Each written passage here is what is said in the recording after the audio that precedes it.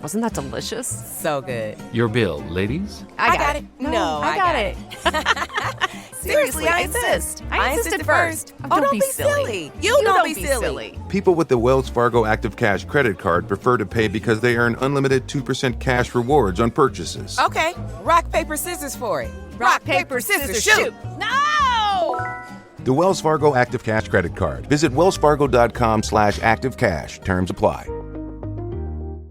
Oh, it's such a clutch off-season pickup, Dave. I was worried we'd bring back the same team. I meant those blackout motorized shades. Blinds.com made it crazy affordable to replace our old blinds. Hard to install? No, it's easy. I installed these and then got some for my mom. She talked to a design consultant for free and scheduled a professional measure and install. Hall of Fame son. They're the #1 online retailer of custom window coverings in the world. Blinds.com is the GOAT. Shop up to 40% off site-wide, plus an extra 10% off every order and a free professional measure happening right now at Blinds.com. ¿Cómo eran las casas en tiempos de Jesús hace 2000 años? Imagina por un momento que pudieras viajar 2000 años atrás en el tiempo. Caminas por las polvorientas calles de Nazaret al amanecer. El olor a pan recién horneado se mezcla con el de los animales. Escuchas voces que resuenan desde los techos de las casas. Sí, desde los techos, porque lo que estás a punto de descubrir te sorprenderá. Las viviendas donde Jesús y sus contemporáneos pasaban sus días eran radicalmente diferentes a todo lo que conocemos hoy. No tenían puertas con cerraduras como las nuestras, no tenían ventanas de vidrio, y lo más sorprendente, compartían sus hogares con animales que dormían literalmente bajo el mismo techo. Hoy vas a descubrir los secretos arquitectónicos de la Tierra Santa del siglo I. Secretos que han permanecido enterrados bajo siglos de ruinas, pero que los arqueólogos han logrado reconstruir con asombrosa precisión. Porque entender cómo vivía la gente común en tiempos de Jesús no es solo un ejercicio de curiosidad histórica, es la clave para comprender docenas de pasajes bíblicos que de otro modo parecerían incomprensibles. ¿Por qué en el Evangelio un hombre paralítico fue bajado por el techo? ¿Por qué las vírgenes prudentes tenían aceite extra para sus lámparas? ¿Por qué María tuvo que acostar a Jesús en un pesebre si estaban dentro de una casa? Todas estas preguntas tienen una respuesta, y esa respuesta está en la arquitectura. Prepárate para entrar literalmente en las casas donde transcurrió la historia más importante de la humanidad. Para comprender las viviendas de Nazaret, Cafarnaúm o Belén en el siglo I, debemos primero desterrar de nuestra mente cualquier imagen de construcciones como las que conocemos. La casa promedio donde creció Jesús era una estructura extraordinariamente simple, pero ingeniosamente adaptada al clima mediterráneo de la región. Los arqueólogos que han excavado en Nazaret han descubierto que la mayoría de las casas estaban literalmente talladas en la roca. No se construían sobre la tierra, se excavaban en ella. Las familias galileas aprovechaban las formaciones rocosas naturales de las colinas de piedra caliza para crear refugios que mantuvieran el interior fresco durante los abrasadores veranos de Galilea, cuando las temperaturas superaban fácilmente los 40 grados centígrados. La estructura básica consistía en una sola habitación rectangular, de aproximadamente 6 metros de largo por 4 de ancho. Esto significaba que toda la familia, que podía incluir entre 8 y 12 personas, compartía un único espacio común.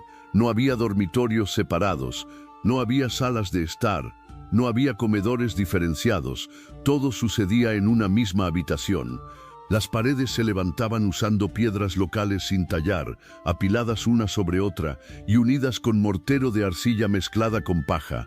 Este método, aunque parezca rudimentario, creaba muros sorprendentemente resistentes que han perdurado 2 milenios. El grosor de estas paredes alcanzaba hasta 60 centímetros, proporcionando un excelente aislamiento térmico. Pero aquí viene algo fascinante. El piso de la casa no era plano ni uniforme. Estaba dividido en 2 niveles diferentes dentro de la misma habitación. La sección elevada, aproximadamente 30 centímetros más alta, era donde la familia comía, dormía y realizaba sus actividades diarias. La sección inferior, más cerca de la entrada, tenía un propósito que a nosotros nos resultaría impensable. Era el espacio para los animales domésticos. Este diseño de 2 niveles dentro de una sola habitación no era caprichoso, era absolutamente esencial para la supervivencia. Las familias campesinas de Galilea poseían típicamente una o dos cabras, tal vez un asno y algunas gallinas. Estos animales representaban la totalidad de su riqueza y su seguro de vida.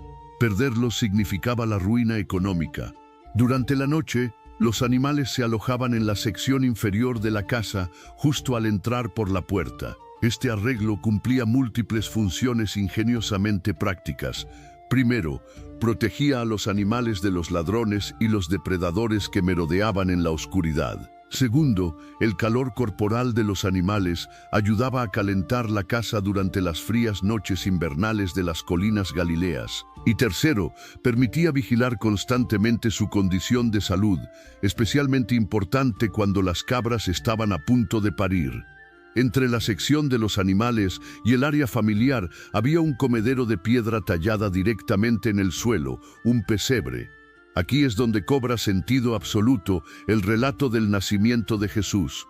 Cuando Lucas escribe que María envolvió al niño en pañales y lo acostó en un pesebre porque no había lugar para ellos en la posada, no está describiendo un establo separado como imaginamos en los belenes navideños.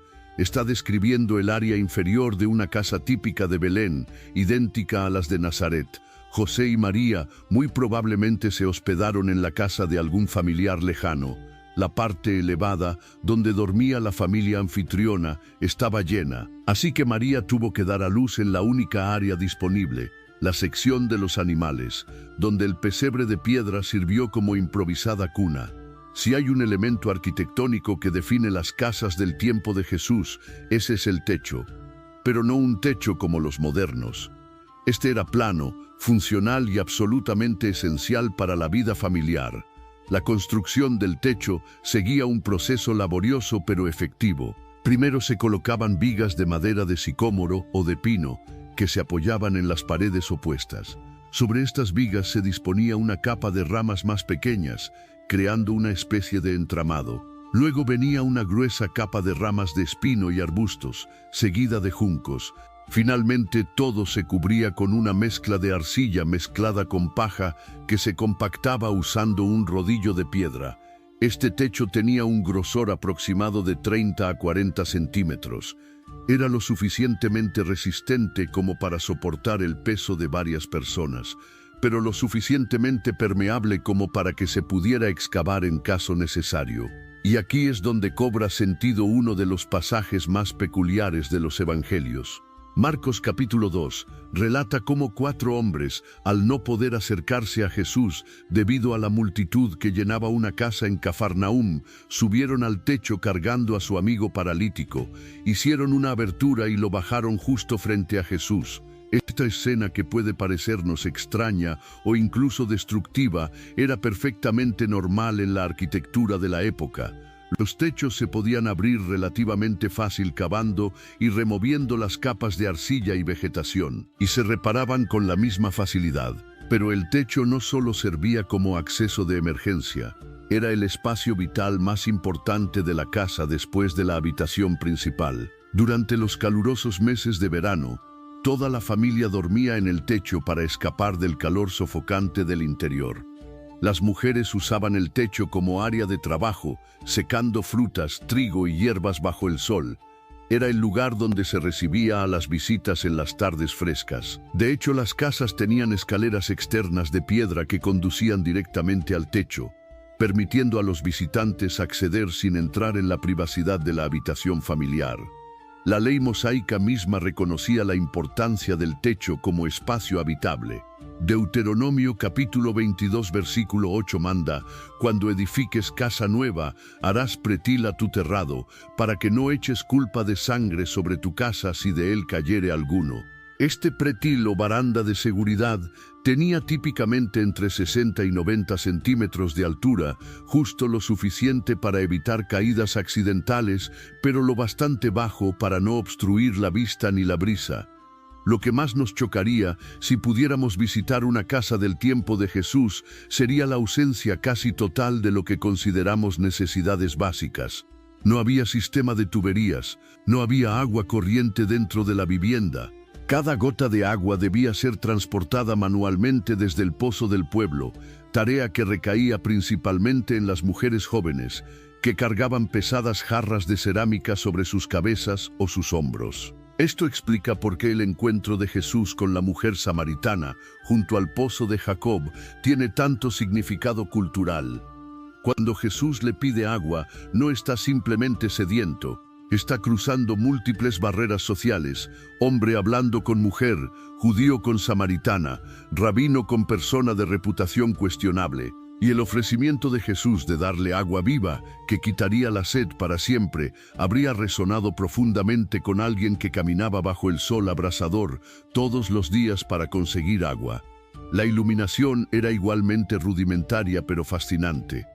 Una vez que el sol se ocultaba, la única fuente de luz provenía de pequeñas lámparas de aceite hechas de arcilla cocida. Estas lamparitas tenían el tamaño aproximado de la palma de una mano, con un depósito para aceite de oliva y una mecha de lino.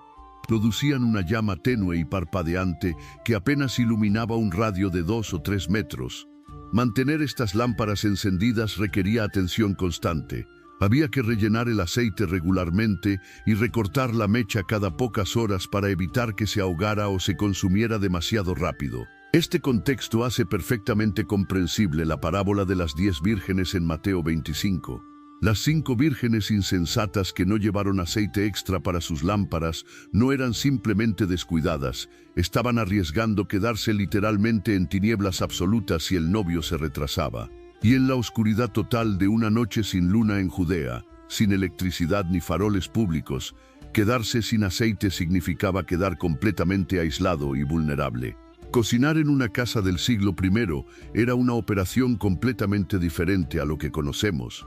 No existían estufas ni hornos dentro de las casas. El fuego se hacía en un área específica del piso, generalmente cerca de la sección de los animales, usando un simple hoyo excavado en la tierra o rodeado por piedras. El combustible principal no era leña, que era escasa y valiosa en una región mayormente deforestada. En su lugar, las familias recolectaban estiércol seco de sus animales, lo mezclaban con paja y lo dejaban secar al sol formando tortas combustibles. Aunque esto nos pueda parecer poco higiénico, el estiércol completamente seco arde sin olor y produce un calor constante ideal para cocinar.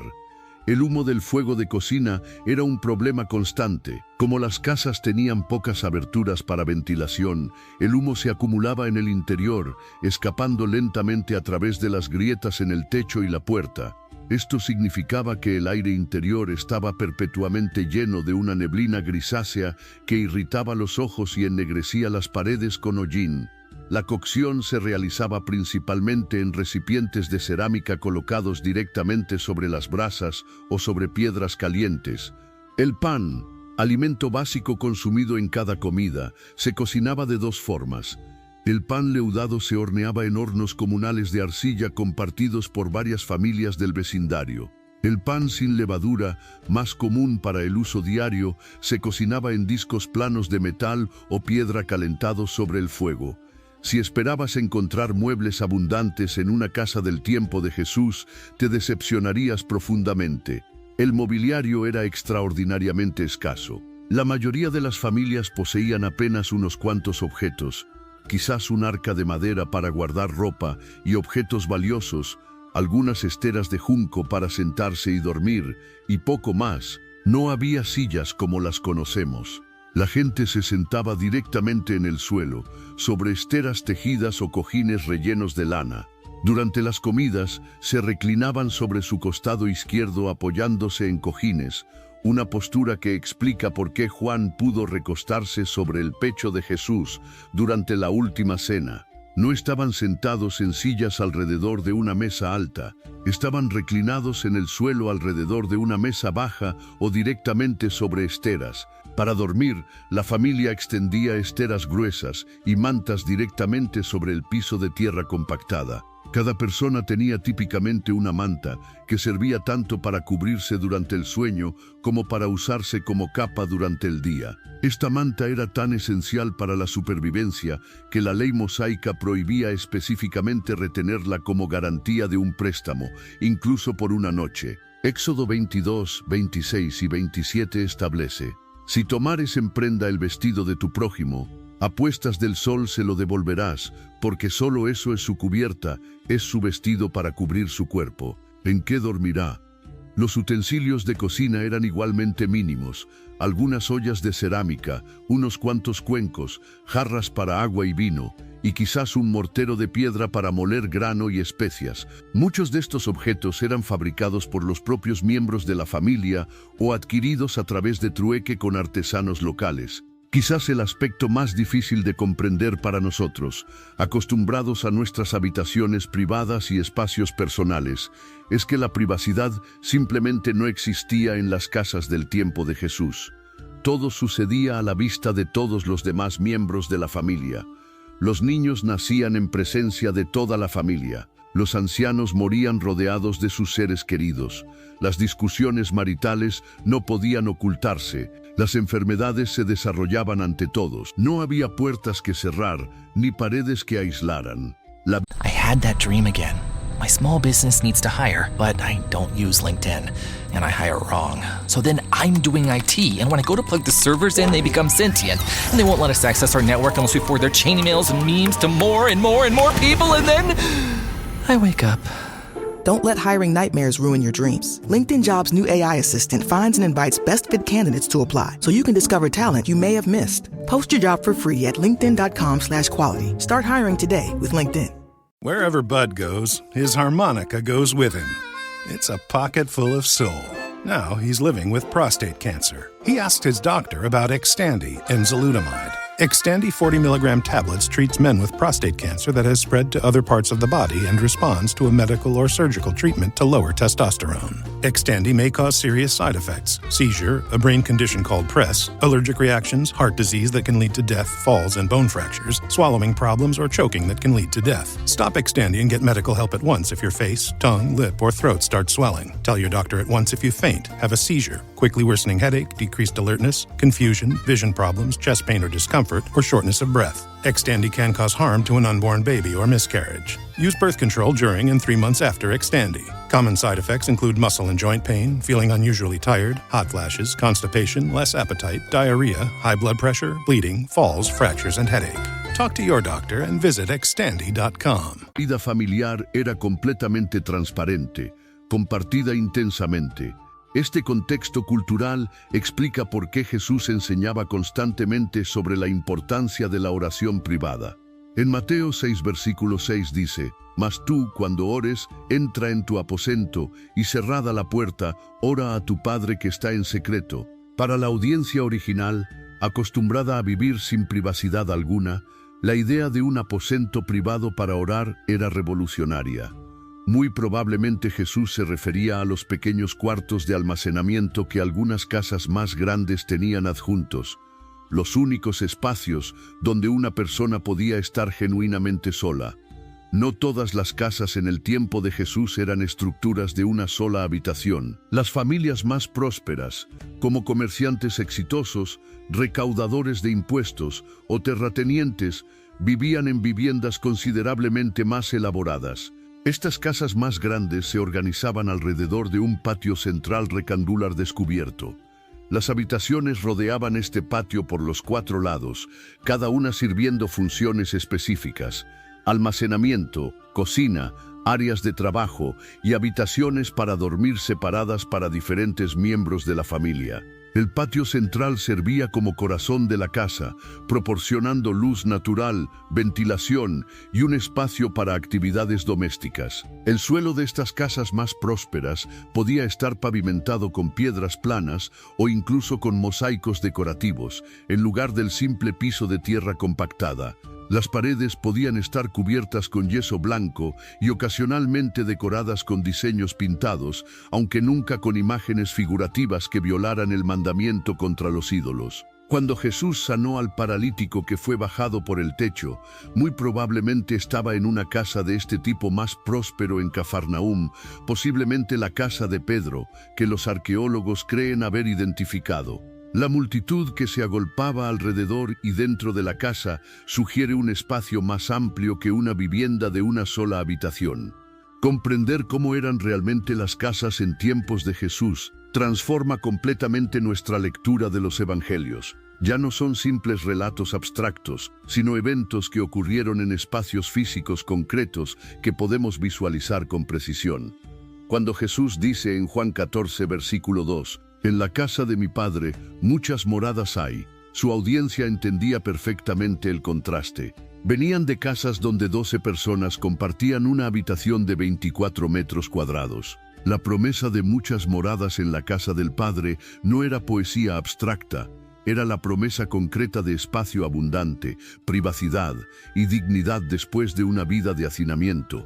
Cuando Jesús enseña en Mateo 7:24-27 sobre edificar la casa sobre roca en lugar de arena, está usando una metáfora que todos comprendían visceralmente. Habían visto casas enteras colapsar durante las tormentas de invierno porque los cimientos no estaban adecuadamente establecidos en roca sólida. La ilustración no era teórica, era una advertencia basada en tragedias que habían presenciado personalmente.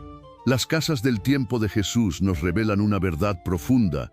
El mensaje del Evangelio no fue proclamado en palacios ni catedrales. Fue anunciado en hogares humildes donde familias completas se apiñaban en habitaciones del tamaño de nuestras cocheras modernas. Fue vivido en espacios donde animales y humanos compartían el mismo techo. Fue enseñado en contextos donde la privacidad no existía y la vida se vivía en comunidad constante. Estas casas de piedra, arcilla y madera nos recuerdan que Dios no se encarnó en un palacio. María no acostó al Salvador del mundo en una cuna de oro, sino en un comedero de piedra tallada para animales. Jesús creció no en mansiones con docenas de habitaciones, sino en una modesta vivienda galilea excavada en la roca, compartiendo espacio con su extensa familia. Y quizás esa sea la lección más poderosa que estas antiguas viviendas nos enseñan.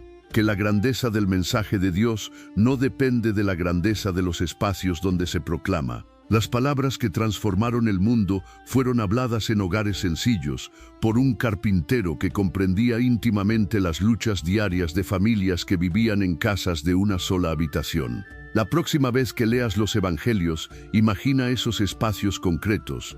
Huele el humo del fuego de cocina, escucha los balidos de las cabras en la sección inferior. Siente el calor del techo bajo el sol de mediodía, porque allí, en esos lugares ordinarios y humildes, ocurrió algo absolutamente extraordinario.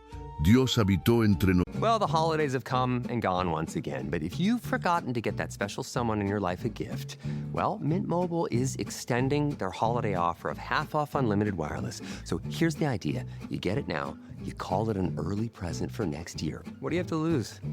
Give it a try at mintmobile.com/switch. Limited time 50% off regular price for new customers. Upfront payment required. $45 for 3 months, $90 for 6 months, or $180 for 12-month plan. Taxes and fees extra. Speeds may slow after 50 gigabytes per month when network is busy. See terms. Nosotros.